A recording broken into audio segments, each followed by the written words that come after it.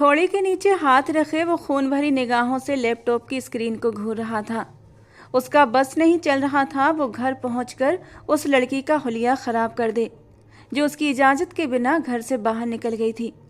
उसने गार्ड को फ़ोन करके कह दिया था कि उन लोगों को कहीं जाने न दिया जाए, मगर वो मुंतहा थी जो किसी की बात कहाँ सुनती थी। अभी गार्ड के मना करने के बावजूद वो दोनों बच्चों को लेकर घर से बाहर निकल चुकी थी और जब गार्ड ने उसे फ़ोन करके बताया तो गुस्से के मारे वो अंदर से खौल कर रह गया था। उस जिद्दी नकचड़ी लड़की पर उसे बेइंतहा गुस्सा आ रहा था, जो 5 फुट की छोटी सी नाजुक सी लड़की 6 फीट से निकलते कद के आदमी को परेशान करके रख चुकी थी। गुस्से से उसने स्क्रीन ऑफ कर दी और खुद से बड़बड़ाया, मुंतहा जो कर रही हो बहुत गलत कर रही हो तुम, शायद अब तक तुमने मेरे गुस्से को जाना नहीं है।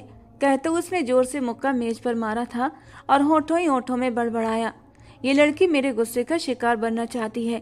जितनी मैं इसके साथ रहमदिली करता हूँ ये उतना ही मेरी बात को नज़रअंदाज करती है और मेरे अंदर दबे गुस्से को हवा देती है। इसे समझ क्यों नहीं आता कि मैं कितना जालिम इंसान हूँ। अगर वो एक बार मेरे गुस्से की जद में आ गई तो झुलस कर रह जाएगी, सह नहीं पाएगी मेरे गुस्से की आंच को। मुट्ठियां भींचकर जैसे उसने अपने अंदर उठने वाले उबाल को शांत करने की कोशिश की थी। आंखें बंद की तो आंखों के सामने मुंतहा का मासूम सा चेहरा घूम गया था, जो मासूम तो हरगिज न थी बल्कि बला की तूफान थी। अभी वो अपनी सोचों में ही डूबा था कि कमरे के दरवाजे पर दस्तक हुई। उसकी पर्सनल सेक्रेटरी मिस ईशा अंदर आई और सिर झुकाकर बोली, सर आपकी एक ज़रूरी मीटिंग है, क्लाइंट कुछ ही देर में पहुंचने वाले हैं, आगे क्या हुक्म है। उसने एक नज़र लैपटॉप की स्क्रीन पर डाली जहां स्क्रीन पर मुंतहा और दोनों बच्चों का चेहरा जगमगा रहा था। वो किसी भी कीमत पर इन तीनों की ज़िंदगी को ख़तरे में नहीं डाल सकता था। इन तीनों के लिए भले उसे ऐसी कितनी ही मीटिंग्स कैंसिल क्यों ना करनी पड़ती और भले उसका करोड़ों का नुकसान क्यों ना हो जाता। उसकी सेक्रेटरी उसे मुंतजिर निगाहों से देख रही थी, लेकिन अगले ही पल उसने अपना सर ना में हिलाया। मैं घर जा रहा हूँ, फिलहाल मीटिंग कैंसिल कर दो और अगर हालात काबू में न आए तो मुझे कॉल कर देना। ये कहकर वो अपनी जगह से उठकर खड़ा हुआ। उसे पता था अब अगर वो जिद में आ गई है तो जिद में आकर घर से बाहर भी निकल चुकी थी, तो फिर किसी में इतनी हिम्मत नहीं थी कि उसे घर वापस लेकर आ सके, सिवाय उसके सुहान शाह के। वो जितनी देरी करता उतना ही उन लोगों की जिंदगी पर खतरा बढ़ रहा था। कुर्सी से कोट उतारकर उसने उसे अपने जिस्म पर डाला और बटन बंद करता हुआ लंबी लंबी चाल भरते हुए पार्किंग एरिया की ओर बढ़ गया। उसके चेहरे के भाव से साफ झलक रहा था, आज मुंतहा की खैर नहीं है। इस लड़की ने मेरी जिंदगी को जहन्नुम बना दिया है। गाड़ी का दरवाजा जोर से बंद करता वो गुस्से से बड़बड़ाया। अगले ही पल गाड़ी पार्किंग एरिया से निकलकर मेन रोड पर दौड़ने लगी थी। वो बहुत ही रफ ड्राइविंग करता हुआ घर की ओर चला जा रहा था, लेकिन दिमाग में हजारों सोचें उभर रही थीं। मुंतहा बच्चे तुम्हारे नहीं है ना, इसलिए तुम्हें कोई फर्क नहीं पड़ता कि मेरे मासूम से बच्चों की जान को खतरा भी हो सकता है। एक पल के लिए उसकी आंखों के सामने अपनी पत्नी का चेहरा घूम गया, लेकिन वो बस एक धुंधली सी याद थी, क्योंकि उसके दिमाग के पर्दे पर तो बस और बस मुंतहा की तस्वीर ही जगमगा रही थी, जिन्हें चाहने के बावजूद भी वो जगमगाने से रोक नहीं पाता था। वो लाख उससे नफरत का इजहार करता, अपनी नफरत का दिखावा करता, लेकिन ये सच्चाई थी कि वो उससे नफरत कर ही नहीं सकता था। लेकिन फिर भी वो अपनी अना की दीवार खड़ी किए इस बात पर अड़ा हुआ था कि उसे उस लड़की से कोई मतलब नहीं, जो कि उसकी मरी हुई बीबी की छोटी बहन थी, जो कभी वो उसकी मोहब्बत हुआ करती थी, मगर अब वो उसकी जिद बन चुकी थी। जैसे ही वो आधे रास्ते पहुंचा, एक पल के लिए उसके दिल में ख्याल आया, छोड़ो, नादान है, माफ़ कर दो, आराम से जाकर रात में समझा दूंगा, फिलहाल मीटिंग अटेंड कर लेता हूँ। लेकिन उसने अपनी पकड़ स्टीयरिंग व्हील पर मजबूत की और गाड़ी को और भी तेज स्पीड में दौड़ाता हुआ घर की ओर रवाना हो गया। हमेशा की तरह यही होता था कि उसकी तौहीन की जाती, उसकी बात को अहमियत न दी जाती और वो हमेशा जिद पर उतर आती थी। आज वो मुंतहा को यह एहसास दिलाना चाहता था कि वो पुराना सुहान शाह नहीं रहा, जो उसकी हर बात को माफ़ कर देता था और उसे भूल जाता था। वो आज का सुहान शाह था, जिसके लिए उसकी इज्जत और अना सबसे अहम थी। उसकी शादी 5 साल पहले मुंतहा की बड़ी बहन मंशा से हुई थी। सुहान शुरू से ही मुंतहा की मोहब्बत में गिरफ्तार था। इसी वजह से उसने बड़ी ही चाहत से मुंतहा को प्रपोज किया था, लेकिन वो मगरूर नकचड़ी लड़की, जिसे अपने हुस्न पर कुछ ज़्यादा ही घमंड था और जो सुहान शाह की हल्की सांवली रंगत को हमेशा निशाना बनाया करती थी, जब सुहान शाह का रिश्ता उसके लिए आया तो उसने सुहान शाह का मजाक उड़ाते हुए हमेशा की तरह उसकी मोहब्बत को ठुकरा दिया। गुस्से में आकर सुहान ने मंशा से शादी कर ली। उस वक्त वो बदले की आग में जल रहा था। उसने मंशा से यही सोचकर शादी की थी कि वो मंशा को इतनी तकलीफ देगा, इतना दर्द देगा कि मुंतहा अपनी बहन की तकलीफ पर खुद ब खुद रो पड़ेगी और उससे आकर माफ़ी मांगेगी। तब उसके गुरूर को अपने पैरों में कुचलते हुए वो उसे माफ़ भी नहीं करेगा। यही सोचकर वो मंशा को अपनी दुल्हन बनाकर ले आया था। लेकिन मंशा की मासूमियत को देखकर वो नरम पड़ गया और उसके साथ अपनी शादीशुदा जिंदगी बसा ली। मंशा को इस बारे में कुछ भी पता नहीं था कि सुहान शाह ने मोहब्बत के हाथों मजबूर होकर अपना रिश्ता मुंतहा के लिए भेजा था। उसे तो यही लगता था कि मुंतहा इस रिश्ते के लिए राजी नहीं, तो उसके माँ बाप ने अच्छा रिश्ता देखते हुए मंशा के लिए इस रिश्ते के लिए हाँ कर दिया था। मंशा एक सीधी सादी लड़की थी, माँ बाप की खुशी में राजी हो गई थी और शादी के बाद भी मंशा की मासूम शक्ल देखकर सुहान ने उसे जरा भी तकलीफ देने की कोशिश नहीं की थी। अल्लाह ने उन्हें 2 जुड़वा बेटों से नवाजा, लेकिन शायद तकदीर को कुछ और ही मंजूर था। बच्चे अभी सिर्फ 1 साल के थे कि एक कार एक्सीडेंट में मंशा इस दुनिया से चली गई और यूँ 3 साल बाद मुंतहा फिर उसकी ज़िंदगी में आ गई। और इस बार वो चाह कर भी मना नहीं कर पाई थी, क्योंकि सवाल 2 छोटे बच्चों का था। लेकिन इस लड़की ने उसकी ज़िंदगी को फिर से एक जहन्नुम बना दिया था। वो शहर का एक जाना माना बिजनेसमैन था। उसके दोस्त थे तो दुश्मनों की भी कमी नहीं थी। बाद में उसे सूत्रों के हवाले से पता लग चुका था कि मंशा की कार का एक्सीडेंट कोई हादसा नहीं, बल्कि जानबूझकर वो एक्सीडेंट कराया गया था, जिसमें उसके दुश्मनों का हाथ था। इसलिए अब वो बहुत सावधान रहता था कि कहीं दुश्मन उसके बच्चों को तकलीफ न पहुंचा दें। इसलिए बच्चों और मुंतहा की सिक्योरिटी के लिए उसने मुंतहा को बहुत प्यार से समझाया था, देखो, अगर तुम्हें कहीं जाना है या शॉपिंग करनी है तो मुझे बताओ, मैं तुम्हें खुद लेकर जाऊंगा और तुम्हारी हर ख्वाहिश को पूरा करूंगा। लेकिन हमेशा की तरह आज़ाद ख्याल मुंतहा ने उसकी बात को नज़रअंदाज कर दिया और आज बच्चों को लेकर पार्क चली गई थी। ये बात सुहान को बिल्कुल भी अच्छी नहीं लगी। यही वजह थी वो अपने सारे काम छोड़कर वापस मेंशन आ गया था। साथ ही उसने ड्राइवर को कॉल भी कर दिया था कि वो उन्हें लेकर सीधे मेंशन पहुंचे।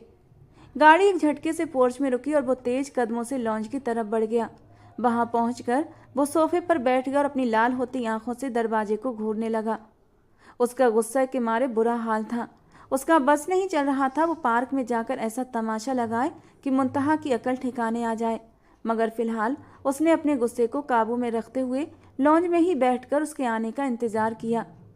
मन ही मन वो तय कर चुका था आज मुंतहा को ऐसा सबक सिखाएगा कि वो जिंदगी भर उससे पनाह मांगेगी और दोबारा उसके खिलाफ जाने की जरूरत नहीं करेगी। ठीक 10 मिनट बाद पोर्च से एक और गाड़ी के रुकने की आवाज़ आई। वो सीधा होकर खड़ा हो गया। उसकी सख्त नज़रें अब भी दरवाजे पर ही टिकी थीं। तभी एक बच्चा हाथ में पकड़े और दूसरा गोद में लिए मुंतहा गुलाबी कपड़ों में घर के अंदर दाखिल हुई। धूप की तेजी से चेहरा लाल हो रहा था, गाल टमाटर की तरह दहक रहे थे। पसीने से बालों की लटें कुछ गर्दन पर तो कुछ गालों पर चिपकी हुई थीं। आंखों में गुस्से की तेज चमक थी।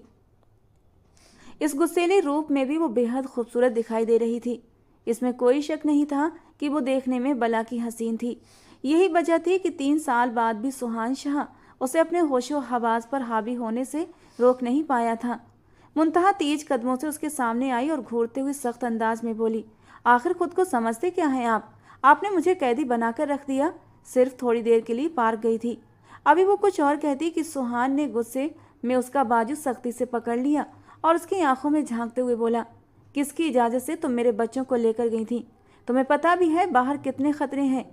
वो कुछ और कहता इससे पहले ही मुंतहा तल्ख लहजे में बोली, मेरे बच्चे? माफ़ कीजिए मिस्टर सुहान शाह, ये सिर्फ आपके बच्चे नहीं, ये मेरे भी कुछ लगते हैं। उसकी ये बात सुनकर सुहान का गुस्सा और भी भड़क गया। जब वो लॉन्ज में दाखिल हुई थी और उसका धूप से तमतमाया खूबसूरत चेहरा देखा था तो उसका गुस्सा कुछ हद तक ठंडा हो चुका था, मगर उसका इस तरह जवाब देना और उससे सवाल करना उसके जख्मों पर नमक छिड़कने जैसा था। उसने मुंतहा की गोद से अरहम को छीनकर पास खड़ी नौकरानी को दे दिया और जैन को भी नौकरानी के हवाले करने के बाद नौकरानी को इशारा किया कि बच्चों को लेकर रूम में जाओ, क्योंकि बच्चे माहौल की गर्माहट से अनकंफर्टेबल महसूस कर रहे थे। बच्चों के जाते ही सुहान ने मुंतहा का बाजू और ज़्यादा सख्ती से दबोचा और उसे अपने करीब कर लिया। वो लड़की सीधा उसके सीने से आ टकराई। तेज परफ्यूम की महक में मुंतहा की सांसें मध्यम होने लगी थीं। वो उसकी पकड़ में कुछ देर कसमसाई, छोड़ो मुझे। लेकिन ये सुहान शाह की पकड़ थी, इतनी आसानी से छूट नहीं सकती थी। बेबस होकर वो गहरा सांस लेकर खुद को उसके बाजुओं में ढीला छोड़ चुकी थी, जैसे मान लिया हो कि उसके बाजुओं से आज़ाद होना नामुमकिन है। जबकि सुहान उसकी आंखों में देखते हुए गुस्सीली आवाज़ में बोला, बहुत पर निकल आए हैं तुम्हारे मुंतहा। शायद तुम भूल चुकी हो कि अब मैं तुम्हारा वो दीवाना आशिक नहीं रहा जो तुम्हारे पीछे पागल था। अब मैं तुम्हारा शौहर हूँ और अब मैं तुम्हें बताऊंगा असली कैद, असली गुस्सा और असली वहशत क्या होती है। ये कहते ही उसने नाजुक सी मुंतहा को अपनी बाहों में उठा लिया, जबकि वो उसकी इस हरकत पर हैरान रह गई थी। क्या कर रहे हो तुम? कहाँ लेकर जा रहे हो मुझे? छोड़ो। वहीं लेकर जा रहा हूँ जहाँ तुम्हें होना चाहिए। मैंने तुम्हें कुछ ज़्यादा ही छूट दे दी है, इसलिए तुम्हारे पर कुछ ज़्यादा ही निकलने लगे हैं। शादी की पहली रात ही तुम पर अपना हक जमा कर तुम्हें बता देना था कि मैं तुम्हारा शौहर हूँ। लेकिन शायद अब तुम भूल चुकी हो, तो ये बात तुम्हें याद दिलाना पड़ेगी कि शौहर क्या होता है और उसके हक क्या होते हैं।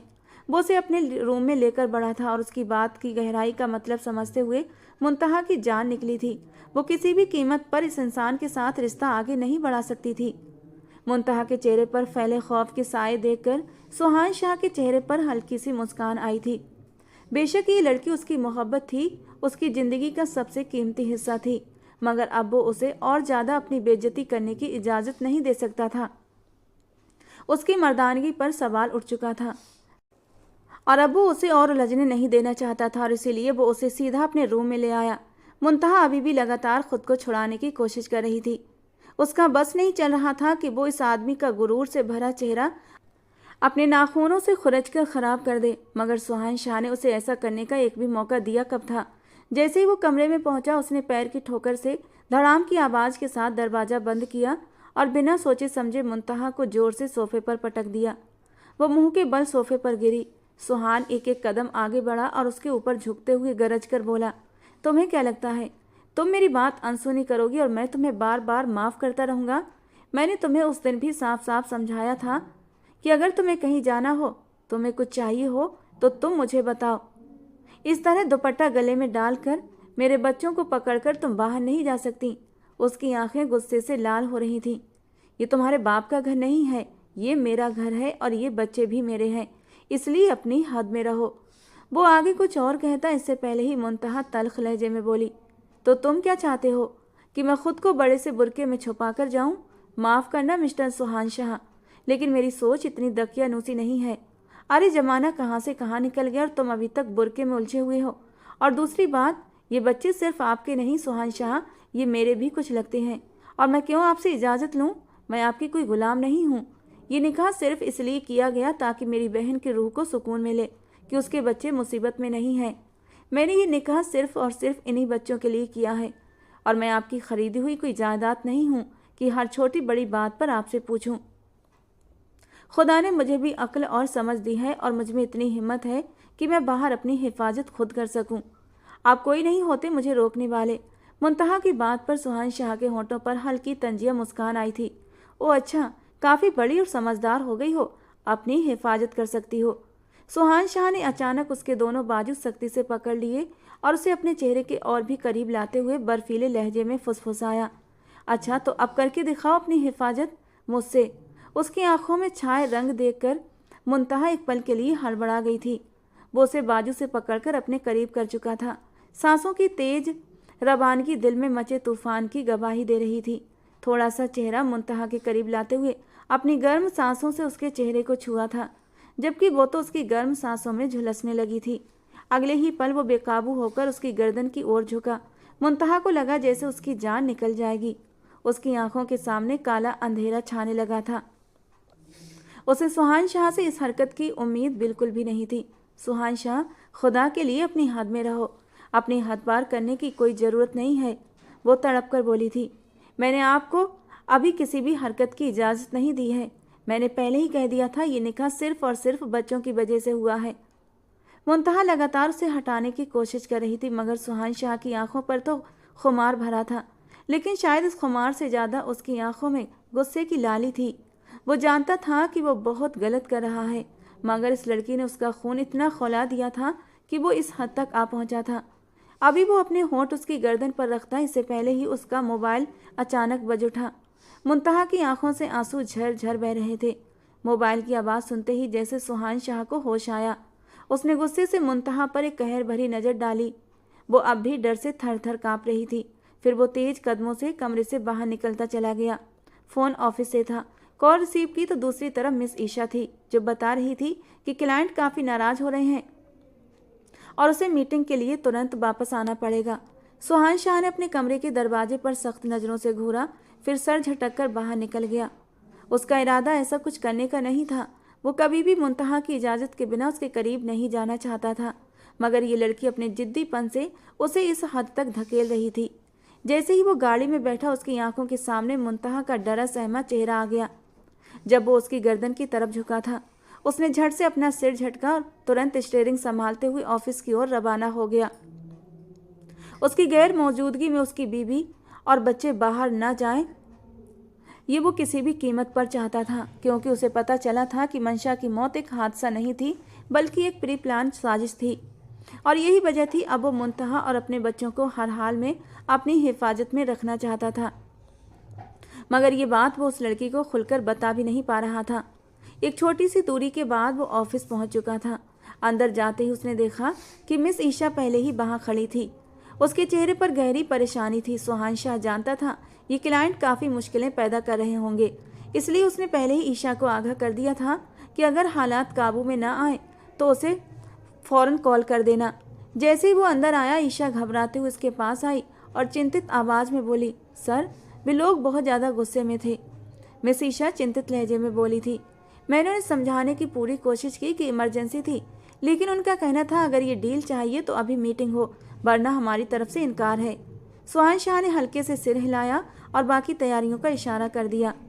चेहरे पर बेचैनी साफ झलक रही थी। वो जानता था उसने मुंतहा के साथ बहुत ज़्यादा सख्ती कर दी थी, लेकिन अब उसका दिल एक अजीब सी बेचैनी में घिर चुका था। वो सीधे अपने ऑफिस की तरफ बढ़ा। मीटिंग सिर्फ 10 मिनट में शुरू होने वाली थी, इसलिए वो खुद को थोड़ा संभालना चाहता था। अंदर पहुंचकर वो सीधा बाथरूम में गया। वॉश बेसिन के सामने खड़ा होकर उसने एक गहरी सांस भरी और अपना चेहरा ठंडे पानी से धो लिया।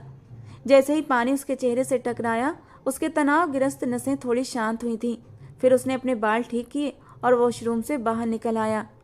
अब उसका रुख मीटिंग रूम की तरफ था। मीटिंग रूम में पहले से ही सभी लोग मौजूद थे, बस उसी का इंतजार हो रहा था। जैसे ही वो अंदर दाखिल हुआ, कई लोग उसके सम्मान में खड़े हो गए, लेकिन उसने हल्की सिर की जुम्बिश से सबको बैठने का इशारा किया और ख़ुद भी अपनी कुर्सी पर बैठ गया। वो पूरी तरह पेशेवर अंदाज में मीटिंग कर रहा था, लेकिन मानसिक रूप से वो अब भी मुंतहा में ही उलझा हुआ था। वो जानता था वो बहुत ही नाजुक लड़की है। ऊपर से मजबूत दिखने वाली मुंतहा अंदर से पूरी तरह टूट चुकी थी, खासकर मंशा की मौत के बाद।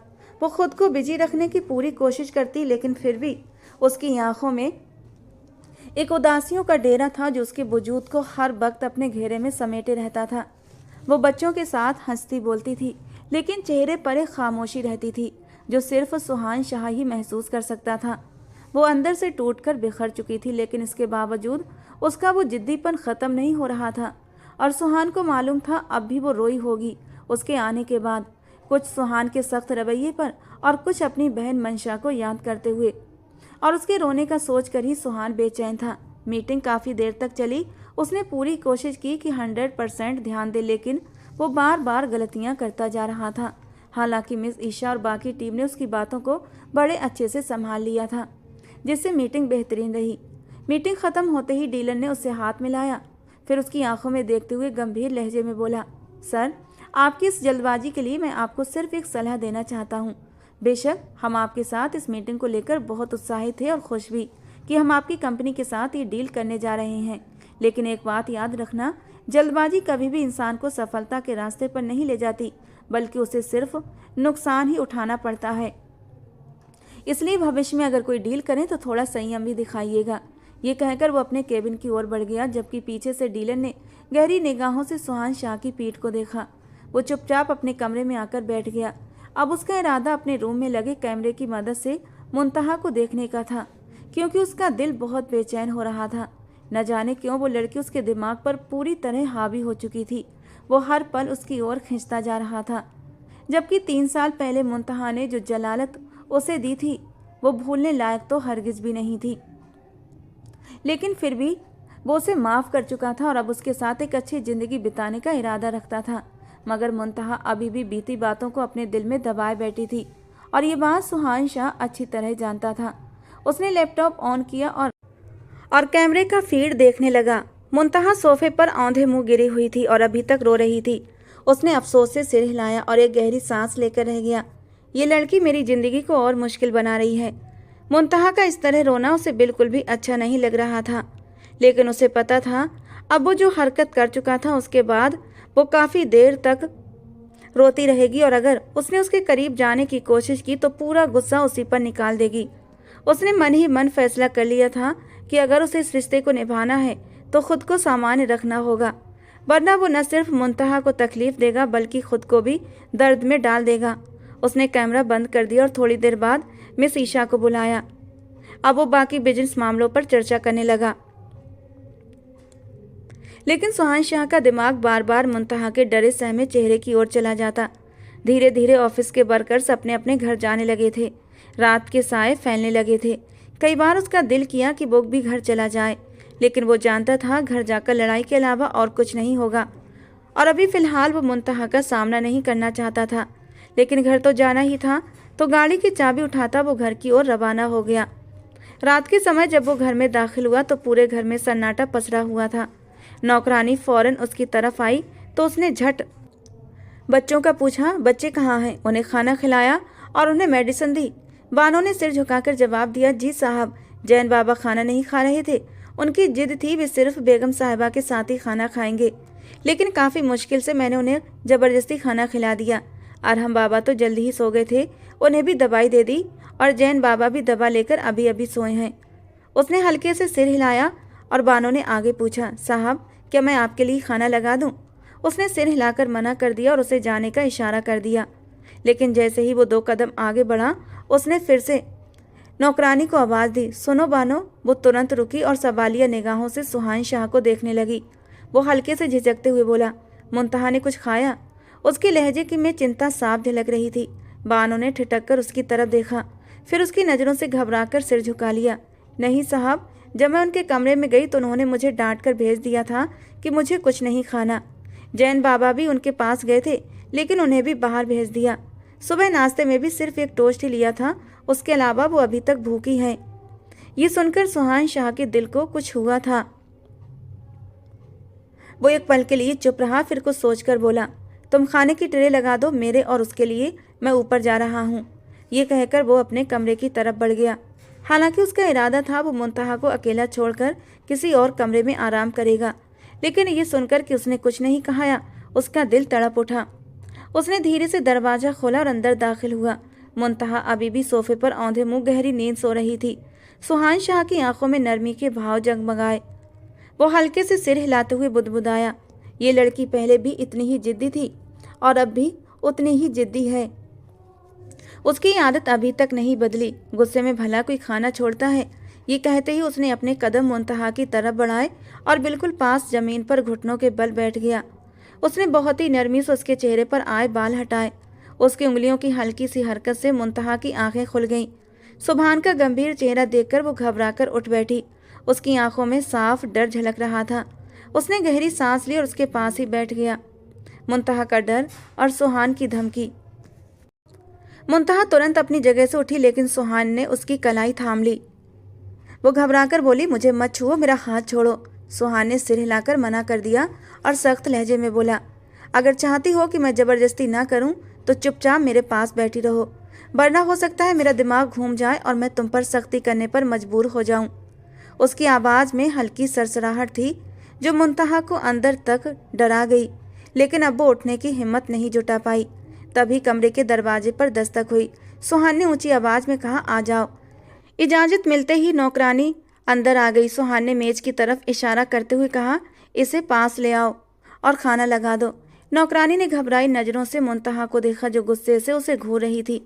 मुंतहा समझ चुकी थी कि नौकरानी ने ही सुहान को बताया होगा कि उसने कुछ नहीं खाया। नौकरानी ने डरते डरते मेज पर खाना लगा दिया और फौरन वहाँ से गायब हो गई। उसके जाते ही सुहान ने नरम निगाहों से मुंतहा को देखा। अभी वो कुछ कहता उससे पहले ही मुंतहा बोल पड़ी, मुझे कुछ नहीं खाना, मैं आराम करना चाहती हूँ। ये कहकर वो उठने लगी, लेकिन सुहान ने झट से उसकी कलाई पकड़ ली और उसे खींचकर अपनी गोद में बिठा लिया। अब वो सीधा उसकी गोद में बैठी हुई थी, जबकि उसके इतने करीब आने पर मुंतहा का दिल बेचैन हुआ था। हर बार ऐसा ही होता था, जब भी वो उसके करीब आता था वो अंदर से पिघलने लगती थी, उसकी बाहों में कमज़ोर पड़ने लगती थी, जज्बात मचलने लगते थे। लेकिन जिद और अना इतनी गहरी थी कि वो अपनी जिद और अना के आगे कुछ महसूस ही नहीं करना चाहती थी। इसलिए अपने एहसास को दबाने के लिए वो सुहान के करीब जाने से बचती थी। अभी उसकी धड़कनें बेहिसाब शोर मचा रही थीं, लेकिन खुद को नॉर्मल किए चेहरे पर सख्ती सजाए उसकी गोद में बैठी हुई थी। सुहान ने उसके चेहरे से बाल हटाकर कान के पीछे किए थे और नरमी से बोला, मैं जानता हूँ मुंतहा तुम गुस्से में हो, लेकिन गुस्से में खाना छोड़ना सही नहीं होता। अगर तुम्हें मुझसे लड़ना है, मेरा सामना करना है, तो तुम्हारे अंदर ताकत भी होनी चाहिए। तुमने अपनी बहन के बच्चों के लिए मुझसे शादी की है, तो कम से कम उन्हीं के लिए कुछ खा लो, ताकि तुम में हिम्मत बनी रहे। वो उसे किसी भी तरह खाना खिलाना चाहता था, इसलिए उल्टे तरीके से समझा रहा था। कुछ पल के लिए मुंतहा चुप रही, फिर वो उसकी जांग से उतरकर अलग बैठ गई और गुस्से में रोटी तोड़कर खाने लगी। सुहान ने गहरी सांस ली थी। जो भी था, कम से कम वो कुछ खा तो रही थी, यही उसके लिए काफ़ी था। अब वो भी चुपचाप खाना खाने लगा, लेकिन उसका दिमाग बच्चों की तरफ चला गया। सुबह से उसने जैन और अरहम को नहीं देखा था। यकीनन जैन उससे डर चुका था। जिस तरह उसने नौकरानी के हवाले बच्चों को किया था, उससे जैन के दिमाग में कुछ न कुछ गलत जरूर आया होगा। खाना खाने के बाद वो उठकर खड़ा हुआ, मुंतहा को देखते हुए बोला, तुम आराम से इस कमरे में सो सकती हो, मैं बच्चों के पास जा रहा हूँ। ये कहकर वो बाहर चला गया। उसका शरीर थकान से चूर था, लेकिन अपनी औलाद को देखने की तड़प उससे ज़्यादा थी। जैसे ही वो कमरे में दाखिल हुआ, उसने देखा दोनों बच्चे हल्के अंधेरे में गहरी नींद में सो रहे थे। उसने एक तरफ की लाइट जला दी, जिससे कमरा काफ़ी हद तक रोशन हो गया। वो धीरे धीरे कदम बढ़ाते हुए बिस्तर के पास आया। उसने झुककर दोनों के माथे पर प्यार किया था, फिर जैन के चेहरे को देखा। दिल में बसाते हुए धीमी आवाज़ में बोला, मैं जानता हूँ जैन, तुम बहुत ज़्यादा परेशान हो। तुम्हारी माँ का जाना हम सबको तोड़ चुका है, लेकिन मैं क्या करूँ, तुम्हारी दूसरी माँ भी तो मेरे काबू में नहीं आ रही। अपनी औलाद से मिलने के लिए भी मुझे वक्त निकालना पड़ता है। बस कुछ वक्त दो, सब ठीक कर दूंगा। ये कहते ही उसने जैन से सिर्फ 5 मिनट छोटे बेटे को गोद में उठा लिया, फिर उसके चेहरे पर प्यार से ढेरों बोसे देते हुए हल्की सरगोशी में उससे बातें करने लगा। अचानक जैन ने करवट बदली तो वो चुप हो गया। वो उनकी नींद खराब नहीं करना चाहता था, लेकिन उसकी आंखों में आंसू आ गए। मंशा की मौजूदगी उसके घर के लिए जन्नत जैसी थी। उसे याद आया वो कभी कभी मंशा के साथ कितना सख्त रवैया अपनाता था, कई बार उस पर कितना गुस्सा करता था। कई कई दिन उसे मायके जाने की इजाज़त नहीं देता था, लेकिन वो मासूम लड़की कभी कुछ नहीं कहती थी, बस चुपचाप अपनी ज़िंदगी अपने शौहर के नाम कर चुकी थी। अब जब वो नहीं रही तो वो पूरी तरह अकेला पड़ गया था। अपने सारे काम अब उसे खुद करने पड़ते थे। जब मंशा जिंदा थी तो उसे ये भी नहीं मालूम होता था कि उसके कपड़े कहाँ रखे हैं, उसके जूते किसने पॉलिश किए और उसके लिए नाश्ता किसने बनाया। अब जब वो सब याद आया तो उसकी आंखें लगातार भीग रही थीं, जिन्हें वो बेरहमी से पोंछता जा रहा था। उसने अपने छोटे बेटे को बिस्तर पर लिटा दिया, फिर उसके पास ही लेटकर आंखें छत की ओर टिका दी। फिर धीमी आवाज में बोला, कहाँ चली गई हो तुम मुझे छोड़कर? तुम्हारी ये पागल बहन और ये बच्चे मुझसे नहीं संभल रहे, प्लीज लौट आओ। ये कहते ही उसने अपनी आंखें बंद कर लीं, लेकिन दरवाजे पर खड़ी मुंतहा उसकी ये सरगोशियां साफ सुन चुकी थी। किसी अजीब एहसास के चलते वो अपने कमरे से निकलकर इस कमरे में आ गई थी, क्योंकि वो बच्चों के पास सोने का इरादा रखती थी। वो सुहान से कहना चाहती थी, तुम सारा दिन ऑफिस में थक जाते हो, तुम जाकर आराम कर लो, मैं बच्चों का ख्याल रख लूँगी। लेकिन जब उसने सुहान की बातें सुनी तो वो एक पल के लिए बिल्कुल खामोश हो गई। फिर किसी सोच के तहत चुपचाप वापस अपने कमरे में लौट आई। रात भर सुहान बेचैन रहा। लाख कोशिश के बावजूद भी उसकी आंखों में नींद नहीं आ रही थी। जब भी सोने के लिए आंखें बंद करता तो मुंतहा का रोया रोया सा चेहरा उसकी आंखों के सामने आ जाता। कभी कभी उसे लगता जैसे उसने मुंतहा पर जुल्म किया है। जब उसे वो पसंद नहीं करती थी तो क्यों उसको अपनी ज़िंदगी में शामिल कर लिया, और उसके बावजूद भी आज दिन में जो कुछ भी हुआ उसे नहीं करना चाहिए था। शादी की पहली रात से ही दोनों के बीच एक बाउंडेशन थी, लेकिन आज उसने उस फाउंडेशन को तोड़ने की कोशिश की थी। वो जानता था उसने मुंतहा के साथ बहुत गलत बर्ताव किया है। अब अपनी हरकत पर उसे खुद ही गुस्सा आने लगा था। यही वजह थी कि रात भर उसे अजीब सी बेचैनी रही। दूसरी तरफ मुंतहा भी एक पल के लिए भी नहीं सोई थी। पूरा दिन वो रोती रही थी और फिर रात को भी बेचैन रही। सुहान की बातें याद करके उसकी आंखें भीग गईं। आज उसका दुख, आज उसका दर्द वो अपने दिल पर महसूस कर रही थी। वाकई वो बहुत थक चुका था। अब उसे एहसास हो रहा था उसने सुहान को बेवजह इतना ज़्यादा परेशान कर दिया था, क्योंकि वो तो यही समझती रही कि सुहान ने उससे निकाह अपनी मोहब्बत की वजह से किया है। उसे मंशा के जाने का कोई गम नहीं है। लेकिन आज सुहान की बातें सुनकर उसका दिल बहुत उदास हो गया था। सच में आज तक वो सिर्फ और सिर्फ अपने बारे में ही सोच रही थी। उसने एक बार भी इन बच्चों के बारे में नहीं सोचा, एक बार भी सुहान शाह के बारे में नहीं सोचा। अगर उसे अपनी बहन के जाने का दर्द है तो इन लोगों को भी तो उतना ही दर्द हो सकता है। वो तो बीबी थी और बीबी से मोहब्बत तो खुदा खुद ही करवा देता है। अगली सुबह सुहान की आँख खुली तो अपने सीने पर हल्का सा दबाव महसूस किया। उसके दोनों बच्चे उसके सीने पर लोट पोट कर खेल रहे थे। छोटे वाले की खिलखिलाहट सुनकर उसके चेहरे पर सुकून आया था।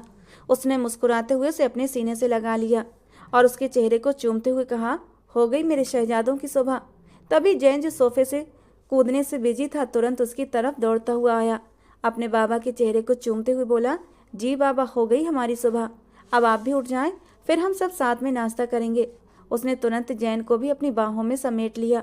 उसके बालों को संवारते हुए बोला, मेरी जान, कल के लिए आई एम रियली सॉरी। बाबा थोड़ा गुस्सा हो गए थे, मगर अब तुम भी थोड़ा ध्यान दिया करो। तुम बड़े हो रहे हो तो मम्मा को समझाया करो कि अकेले बाहर जाना खतरनाक हो सकता है। तो बाबा आप ही ले चले ना मामा को बाहर अपने साथ, छोटे बेटे ने नाज से कहा। जैन ने तुरंत सिर हाँ में हिलाते हुए कहा, जी बाबा, मैंने मामा को मना किया था लेकिन वो कह रही थी उनका दम घुट रहा है, थोड़ी देर सुकून भरी सांस में हवा लेना चाहती हैं। जैन की इस मासूमियत भरी बात पर उसने प्यार से उसके गालों पर बोसा दिया। फिर छोटे बेटे को अपने कंधे पर बिठाते हुए बोला, आओ मैं तुम्हें खुद ब्रश करवाता हूँ। ये कहते ही उसने दोनों को अपनी गोद में उठा लिया और सीधे वॉशरूम की ओर बढ़ा। दोनों को स्टूल पर बिठाया, उनके हाथ में ब्रश दिए और प्यार से उन्हें गाइड करने लगा। थोड़ी देर के बाद तीनों तरोताज़ा होकर बाहर निकले। उसने अभी अपने कपड़े नहीं बदले थे क्योंकि वो नाश्ता करने के बाद चेंज करना चाहता था। जैन का हाथ थामे और अरहम को गोद में लिए वो नीचे पहुंचा तो सामने का नज़ारा देखकर दंग रह गया। वो निखरी निखरी सी खड़ी नौकरानी को निर्देश दे रही थी और नाश्ते की मेज सजा रही थी। जैन ने भी हैरानी से अपनी माँ को देखा जो आज किसी और ही रूप में नजर आ रही थी। वो गुलाबी कपड़ों में किसी खिले हुए फूल की तरह लग रही थी। सुहान को एक सुखद आश्चर्य हुआ। वो धीरे धीरे कदम बढ़ाते हुए उसके पास पहुंचा। तभी वो जल्दी से बोली, बैठ जाए, मैं जल्दी से आप सबके लिए चाय लेकर आती हूँ। ये कहकर वो रसोई की तरफ बढ़ गई, जबकि सुहान हल्की मुस्कान और हैरानी भरे एहसास के साथ अपनी कुर्सी पर बैठ गया। उसने दोनों बच्चों को भी अपने पास दाएं बाएं बिठा लिया था। तीनों शायद हैरान थे क्योंकि मुंतहा कभी भी नाश्ते की मेज पर नहीं आती थी। मुंतहा के बदले हुए अंदाज पर सुहान की चिंता खुद ब खुद बढ़ने लगी थी। बच्चों का नाश्ता वो हमेशा कमरे में ही करवाती थी। अगर जैन कभी अपने बाबा के साथ नाश्ता करने की जिद करता तो वो उसे अकेले मेज पर भेज देती। अरहम को तो वो अपने पास ही रखती थी क्योंकि अरहम कुछ ज़्यादा ही शरारती था। कुछ देर बाद मुंतहा चाय लेकर मेज पर आई, हाथों से तीनों के लिए चाय निकाली और सामने रखी। सुहान अचानक किसी एहसास के चलते बोला, सब ठीक तो है ना? तुम ठीक तो हो? तबीयत तो खराब नहीं तुम्हारी? सच में हैरानी हो रही थी। इस रूप में मुंतहा को देखने की ख्वाहिश वो हमेशा रखता था। जब वो उसी रूप में थी तो उसे सच में बहुत खुशी महसूस हो रही थी। मुंतहा ने हल्की मुस्कान के साथ सिर हिलाया और धीरे से कहा, मैं बिल्कुल ठीक हूँ। हाँ बिल्कुल ठीक, नाश्ता कर लीजिए, फिर कपड़े बदलकर ऑफिस चले जाना, आपको देर हो रही होगी। फिर बाद में मुझे ही दोषी करार देंगे कि मेरी वजह से देर हो गई। ये कहते ही वो अरहम को अपनी गोद में उठा चुकी थी और बगल वाली कुर्सी पर बैठकर मुस्कुराते हुए उसे नाश्ता करा रही थी, जबकि सुभान की आंखें हैरानी से फैल गईं कि अचानक उसे क्या हो गया। उसका ये बदला बदला सा अंदाज उसकी समझ से बाहर था। उसे तो नाश्ता भी नहीं किया जा रहा था। उसकी नज़रें लगातार मुंतहा के चेहरे पर टिकी थीं, जो किसी खिले हुए गुलाब की तरह लग रही थी। बड़ी मुश्किल से उसने थोड़ा बहुत नाश्ता किया था। उसने कमरे की ओर कदम बढ़ाए। अभी वो कमरे में दाखिल ही हुआ था कि मुंतहा भी पीछे आ गई। अलमारी की ओर बढ़ते हुए बोली, मैं आपके कपड़े वॉशरूम में टांग चुकी हूँ और जूते दरवाजे के पास रखे हैं। अगर कुछ और चाहिए तो बता दीजिए। अभी वो कुछ और कहती इससे पहले ही सुहान आगे बढ़ा और उसकी कलाई पकड़कर उसे अपने करीब कर लिया। उसकी आंखों में देखते हुए सवाल किया, ये काया पलट कैसे हो गई? तुम्हें क्या हुआ है? तबीयत तो ठीक है ना तुम्हारी? कहीं बुखार तो नहीं चढ़ गया? ये कहते हुए उसने अपनी हथेली से उसके माथे का टेम्परेचर चेक करने की कोशिश की। मुंतहा ने झटके से उसका हाथ हटाया और उसे घूरते हुए बोली, शायद इज्जत रास नहीं आ रही आपको। ये कहकर वो ड्रेसिंग रूम की ओर बढ़ी। सुहान मुस्कुराया और उसे दीवार से टिकाकर बोला, लेकिन ये सब करके तुम मुझे हार्ट अटैक दे रही हो। हुआ क्या है तुम्हें? सब ठीक तो है ना? जब उसने सिर हिलाकर हामी भरी तो मुंतहा ने ठंडे लहजे में कहा, मुझे फर्क नहीं पड़ता आपको हार्ट अटैक आए या कुछ और, मैं बिल्कुल ठीक हूँ। कपड़े बदल लीजिए, आपको ऑफिस जाना है। ये कहकर वो तेजी से ड्रेसिंग रूम में चली गई। सुहान उसकी हल्की घबराहट महसूस कर चुका था। उसके चेहरे पर एक सुकून भरी मुस्कान आई थी। उसे ये बदलाव अच्छा लग रहा था। वो वॉशरूम चला गया। तैयार होकर बाहर आया तो मुंतहा अभी भी कमरे में थी। ये एक और संकेत था कि शायद वो अब उसके साथ जिंदगी बिताने के लिए तैयार है। अपने नए रिश्ते को शुरू करने के लिए वो कदम बढ़ा चुकी थी, लेकिन सुहान जल्दबाजी करने का आदी नहीं था। उसने खामोशी से अपनी शर्ट पहनी थी कि मुंतहा उसके पास आकर टाई पकड़कर खड़ी हो गई। वो समझ गया और तुरंत उसकी ओर देखता रहा। मुंतहा ने झिझकते हुए आगे बढ़कर उसकी टाई उसके गले में बांधी और फिर उसे अपने हाथों से कोट भी पहनाया। ये सब सुहान के लिए बहुत खुशी देने वाला था, मगर उसे नहीं पता था ये खुशी बस कुछ ही पलों की मेहमान है। उसने अपने कान के पीछे परफ्यूम छिड़का, फिर कलाई पर लगाया और एक नज़र उस खूबसूरत आफत पर डाली जो शायद आज उसका कत्ल करने का पूरा इरादा रखती थी। वो मुस्कुराया और जूते पहनने लगा। फिर हाथ धोकर जब वो बाहर निकलने लगा तो मुंतहा फिर से उसके सामने आकर खड़ी हो गई।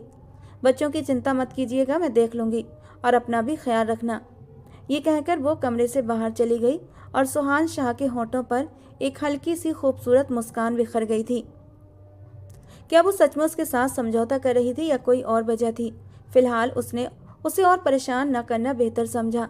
अगर वो सच में जिंदगी को नए सिरे से शुरू करना चाहती थी तो सुहान भी पूरी तरह तैयार था। वो नीचे पहुंचा तो उसके दोनों बच्चे उसे देखकर खुशी से खिलखिला उठे। उसने दोनों के गालों को चूमा और एक गहरी नज़र मुंतहा पर डालते हुए ऑफिस के लिए निकल गया।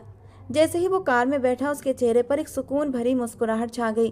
कल जितना परेशान होकर वो हवेली आया था, आज उतना ही खुश होकर ऑफिस जा रहा था। लेकिन उसे अंदाजा भी नहीं था कि ये खुशी बस कुछ ही देर की है, क्योंकि जो सच्चाई उसके सामने आने वाली थी वो उसकी सारी उम्मीदों से परे थी। पूरा दिन अच्छा बीता। 2-3 बार जब उसने घर के कैमरे में झांक कर देखा तो नज़ारे खुश करने वाले थे। उसकी बीवी बच्चों के साथ खेल रही थी, बातें कर रही थी, खाना खा रही थी। ये सब उसके लिए सुकून देने वाला था। लेकिन ये सुकून कब तक रहेगा ये कोई नहीं जानता था।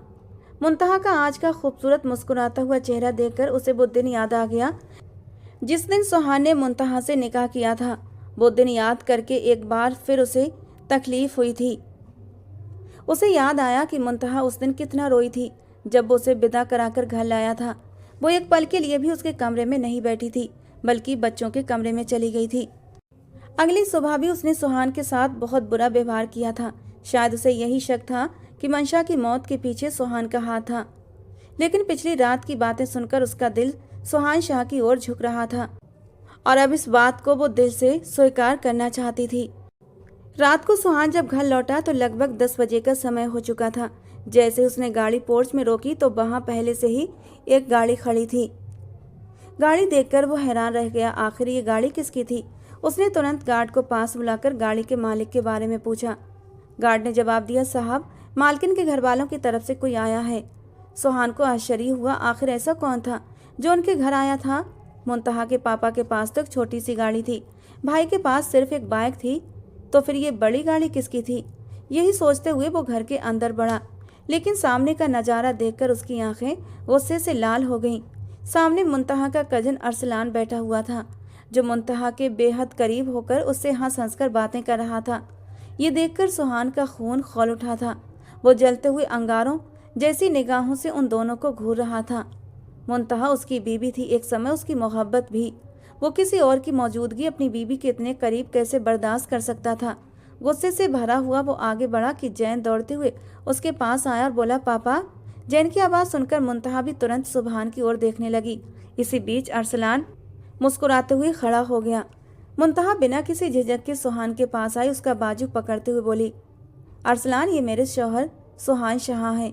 ये सुनते ही सुहान ने बेयकीनी से मुंतहा को देखा, यानी वो उसे शौहर के तौर पर अरसलान से मिलवा रही थी। सुहान को इस बात का मतलब समझ नहीं आया। एक पल के लिए अरसलान के चेहरे पर एक साया सा गुजरा और ये बात सुहान शाह की निगाहों से छुप न सकी। अरसलान आगे बढ़ा और हाथ मिलाते हुए बोला, मैं आपकी बीबी की खाला का बेटा अरसलान कुरैशी। सुहान ने हल्की सी गर्दन हिलाई और उससे हाथ मिला लिया, जबकि मुंतहा मुस्कुराते हुए अरसलान को ही देख रही थी। ये बात सुबहान को बिल्कुल भी पसंद नहीं आ रही थी। वो आराम करना चाहता था, लेकिन अब वो लिविंग रूम में ही बैठ गया। मुंतहा ने कहा, आप कपड़े बदल लें, तब तक मैं खाना लगवा देती हूँ। मगर सुहान ने सिर हिलाते हुए कहा, नहीं, कपड़े नहीं बदलने, खाना लगवाओ। इतना कहकर वो ऐसे हो गया जैसे वहाँ कोई और मौजूद ही ना हो। वो अपने बच्चों में बिजी हो गया। मुंतहा उसकी नाराजगी साफ महसूस कर रही थी, इसलिए चुपचाप किचन में चली गई। तभी अरसलान बोला, वैसे मंशा की मौत का बहुत अफसोस हुआ। फिर उसने तंजी अंदाज में कहा, वैसे आम तौर पर तो आपको हमसे अफसोस करना चाहिए कि हमारी कजिन का इंतकाल हो गया, और आप हैं कि तुरंत ही दूसरा ने कहा। अरसलान की बात पूरी भी नहीं हुई थी कि सुहान ने ठंडे लेकिन सख्त अंदाज में कहा, वो मेरी बीबी थी, अफसोस मुझे नहीं आपको करना चाहिए था आकर। और रही बात अफसोस करने की, तो जिससे करना था मैं कर चुका हूँ। सुहान की बात सुनकर अरसलान खामोश हो गया, क्योंकि उसे समझ आ गया था सुहान उससे बात करना पसंद नहीं कर रहा। सुहान ने उसे इतना नज़रअंदाज किया कि अरसलान को खुद अपनी मौजूदगी पर शक होने लगा। कुछ देर बाद खाना लग चुका था और मुंतहा ने सबको खाने के लिए बुलाया। सुहान अपने दोनों बच्चों को लेकर टेबल की ओर बढ़ गया। जब से सुहान आया था, मुंतहा ऐसी हो गई थी जैसे अरसलान वहाँ मौजूद ही ना हो। अरसलान कुछ देर तक ये सब बर्दाश्त करता रहा और फिर एक ज़रूरी मीटिंग का बहाना करके चला गया। अरसलान के जाते ही सुहान ने मुंतहा की तरफ एक नज़र डाली, जो उसे ही देख रही थी। फिर वो बिना कुछ कहे उठकर अपने कमरे में चला गया। मुंतहा समझ चुकी थी मामला कुछ और है। उसने चुपचाप बच्चों को उनके कमरे में सुलाया और फिर अपने कमरे में आ गई। सुहान सोफे पर बैठा लैपटॉप इस्तेमाल कर रहा था। मुंतहा कुछ देर कमरे के दरवाजे पर ही खड़ी रही और उंगलियां मरोड़ती रही। उसे समझ नहीं आ रहा था कमरे में आए या बच्चों के पास वापस चली जाए, लेकिन कुछ सोचकर वो सुहान के पास आकर सोफे पर ही बैठ गई और उलझे हुए लहजे में बोली, वो मेरे खाला का बेटा था। दरअसल वो आप ही का दुख साझा करने आया था। मुंतहा कुछ और कहती इससे पहले ही सुहान ने उसके होंठों पर उंगली रख दी। उसकी आंखों में देखते हुए बोला, कोई ज़रूरत नहीं मुझे सफाई देने की। वो तुम्हारी खाला का बेटा था, इसलिए कुछ नहीं बोल रहा, लेकिन हाँ, एक बात ज़रूर कहूँगा मुंतहा, मुझे तुम्हारा उसके पास बैठना बिल्कुल अच्छा नहीं लगा। और मुंतहा तो उसकी पहली ही नज़र में ये बात समझ गई थी। कुछ सोचकर उसने सुहान का हाथ थाम लिया और न जाने किस एहसास के तहत उसके कंधे पर अपना सिर रख दिया। सुहान ने हैरानी से उसके चेहरे को देखा, जो लाल सुर्ख हो रहा था। अचानक ही वो घुटे घुटे अंदाज में रोने लगी, तो उसे ऐसा महसूस हुआ जैसे कोई उसका दिल मरोड़ रहा हो। वो तुरंत ही उसे अपने सीने से लगा चुका था और उसका चेहरा थामते हुए बोला, क्या हो गया, क्यों रो रही हो, सब ठीक है? तब वो रोंदे हुए लहजे में बोली, आप ही की मौत ने मुझे पूरी तरह तोड़ दिया है। मैं जानती हूँ कि आप ही की मौत के लिए आप जिम्मेदार नहीं हैं, लेकिन फिर भी मैं आपको माफ़ नहीं कर पा रही थी। मुझे लगता था कि आपने बदला लेने के लिए मेरी बहन से शादी की है। वो आगे कुछ कहती इससे पहले ही सुहान ने उसे और कसकर अपने सीने से लगा लिया और नम आवाज़ में बोला, मुझे मंशा की मौत का सिर्फ दुख नहीं बल्कि उसकी तकलीफ़ भी महसूस होती है। पता नहीं उसकी मौत एक हादसा थी या किसी की साजिश, लेकिन मेरा दिल कहता है जहाँ भी होगी खुश होगी। मैं तुम्हारी बहन की मौत का जिम्मेदार नहीं हूँ, मैं खुद इस दर्द से घायल हूँ। हाँ, मैंने तुमसे बदला लेने के लिए उससे शादी ज़रूर की थी, लेकिन जब मेरी पहली औलाद मेरी गोद में आई, मैंने उसकी तकलीफ़ को देखा, तभी सब कुछ भूल गया था। जो औरत अपना सब कुछ कुर्बान करके मेरे साथ आई हो, जो औरत अपना घर छोड़ सकती थी, भला मैं उसे तकलीफ़ कैसे देता। मैं खुद अंदर से टूट गया हूँ। मंशा की मौत मेरे लिए अब भी एक यकीन न आने वाली सच्चाई है, लेकिन तुमसे एक शिकायत भी है। तुमने मुझे बेवजह दोषी ठहराया। मैं बेगुनाह हूँ, मेरे बच्चे बेगुनाह हैं। तभी अचानक मुंतहा ने उसके होंठों पर हाथ रख दिया और उसकी आंखों में देखते हुए कहा, वादा करती हूँ अब ऐसा नहीं करूँगी। वादा करती हूँ तुम्हारे अंदर के दर्द को मिटा दूंगी, एक अच्छी बीवी बनकर दिखाऊंगी, बस मुझे एक मौका दे दो। वो तो पहले ही सब कुछ भुलाने के लिए तैयार था। उसने बिना कुछ कहे उसे अपने सीने से लगा लिया। आज पूरे हक और मान के साथ उसकी खुशबुओं को महसूस कर रहा था। उसके प्यार भरे स्पर्श में मुंतहा सारे गम भूल चुकी थी और वो नाजुक सी लड़की को अपनी प्यार की बारिश में भिगो रहा था। और मुंतहा ने भी अपने दिल में ठान लिया था वो सब कुछ भूलकर एक नई जिंदगी की शुरुआत करेगी, क्योंकि नफरत में कुछ नहीं रखा लेकिन मोहब्बत में सब कुछ रखा है। बेशक अल्लाह हर चीज़ पर मेहरबान है। दोस्तों, आज की हमारी कहानी आपको कैसी लगी कमेंट बॉक्स में ज़रूर बताना। पसंद आई हो तो प्लीज़ लाइक करना। रोज़ एक नई रोमांटिक कहानी सुनने के लिए हमारे चैनल को सब्सक्राइब करना। मिलते हैं दोस्तों अगली किसी नई कहानी के साथ।